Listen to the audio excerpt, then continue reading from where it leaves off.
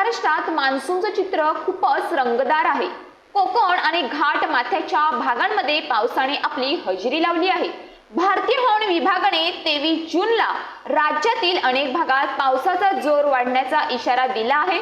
Monsoon मे अखेरीस महाराष्ट्रात सक्रिय झाला असून कोकण, पश्चिम महाराष्ट्र, मराठवाडा आणि विदर्भातील काही भागांमध्ये तो स्थिर असल्याचे निरीक्षण आहे। हवामान खात्याने काही भागांसाठी येलो आणि रेड अलर्ट जारी केला असून नागरिक आणि शेतकऱ्यांना सावधान राहण्याचे निर्देश देण्यात आले आहेत। मुंबई, ठाणे, पालघर या भागांमध्ये येलो अलर्ट जारी करण्यात आला आहे।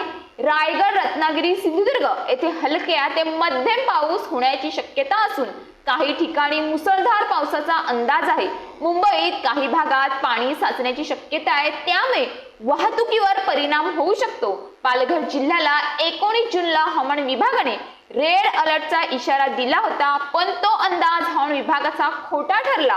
त्यानंतर पालघर जिल्ह्यामध्ये काही दिवस पावसाची फक्त रिपरिप सुरू होती, पण आता गेल्या काही दिवसांपासून विश्रांती घेतलेल्या पावसाने आता पुन्हा बरसायला सुरुवात केली आहे। आज 23 जून पालघर जिल्ह्यामध्ये आज विविध ठिकाणी मुसळधार पाऊस सुरू आहे, तर आज मोनरमध्ये सुद्धा सकाळपासूनच पावसाने हजेरी लावली आहे। सकाळपासूनच वातावरण ढगाळ असून अंधार झाला आहे। आज पालघर जिल्ह्याला येलो अलर्ट जारी केला आहे।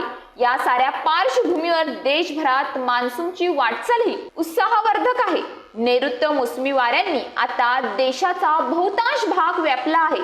रविवारी संपूर्ण लडाख, हिमाचल प्रदेश आणि जम्मू काश्मीरचा बहुतांश भाग यामध्ये मान्सून दाखल झाला आहे। पंजाबच्या काही भागातही पावसाने हजेरी लावली आहे। पुढील 2 दिवस पश्चिम उत्तर प्रदेश, हिमाचल प्रदेश, जम्मू काश्मीरचे उर्वरित भाग, पंजाब, हरियाणा, चंदीगड, दिल्ली आणि राजस्थानच्या काही भागांमध्ये मान्सून दाखल होण्याची शक्यता आहे। त्यामुळे देशभरात शेती, पिण्याचं पाणी आणि वातावरणात होणाऱ्या सकारात्मक बदलांची सुरुवात होत असल्याचं चित्र आहे।